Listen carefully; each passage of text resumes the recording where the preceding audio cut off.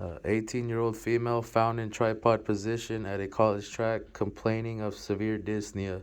She is sitting on the ground with legs drawn up, resting arms up on top with head hanging down. Both knees have minor abrasions and bleeding. All right. Upon arriving to the scene, BSI scene safety. So I'm going to do a 360 turnaround. I'm looking for any threats or dangers to myself and my partner's safety. There are multiple athletes circled around your patient. Some are angry that it took so long to get there. All right. So at this point, I'm looking for the NOI or the MOI of the patient. The nature of illness is shortness of breath. Shortness of breath. All right. How many patients are on scene? Just one patient. After seeing the large crowd and only one patient, I'm going to probably call ALS and law enforcement to come control the crowd. ALS is not available, but law enforcement is on the way. So at this point, seeing the patient that's on the ground with scraped up knees, I'll probably consider C-spine. So I'll have my partner go and provide stabilization of the head. What was the general impression of this patient? The general impression of this patient is poor. What was the patient's level of consciousness?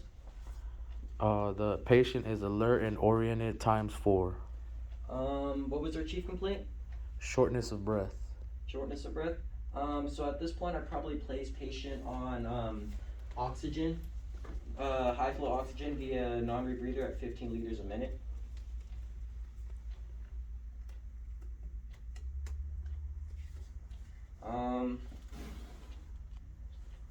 So at this point, I'll probably start my ABCs.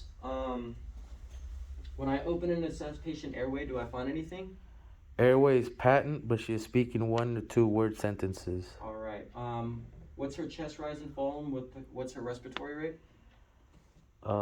Slight rise and fall of the chest, tight and shallow tachypnea, and bilateral wheezes. Bilateral wheezes. All right. When I check patient's pulse, skin signs, and circulations, what do I find? Patient's skin is pale, cool, diaphoretic, and with a weak and rapid pulse. No major bleeding. All right. So at this point, I'll probably get a sample history of the patient. What were the signs and symptoms? She was running and fell, thought she was hurt, but she couldn't breathe. All right. Allergies of the patient? No known drug allergies. All right. What were the medications? Patient has albuterol rescue inhaler. Okay. Last oral intake?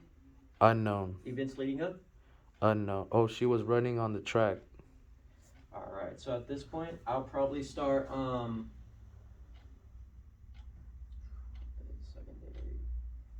my secondary assessment. So when I palpate patient's neck, back, and chest area, do I find anything? Clear. When I check chest and abdomen region, do I find anything? Clear. Upper extremities and lower extremities, do I find anything? Clear. Hands and feet, do I find anything? Clear. All right. So what were the patient's vitals? What are you looking for? I'm looking for blood pressure. Blood pressure is 100/62. What's their respiratory rate? 24 and shallow. All right. What was their pulse? 106 and weak. Blood sugar? No known blood sugar. All right.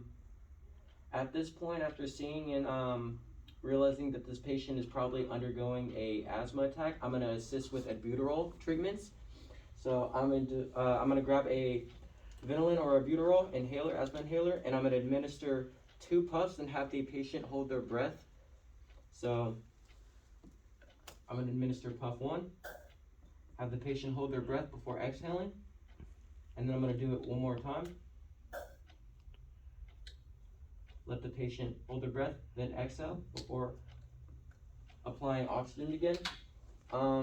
After seeing that the patient was running and fell and scraped up their knees, I've probably bandaged the patient as well, put some small occlusive dressings on there before transporting a patient priority 1 to the nearest hospital.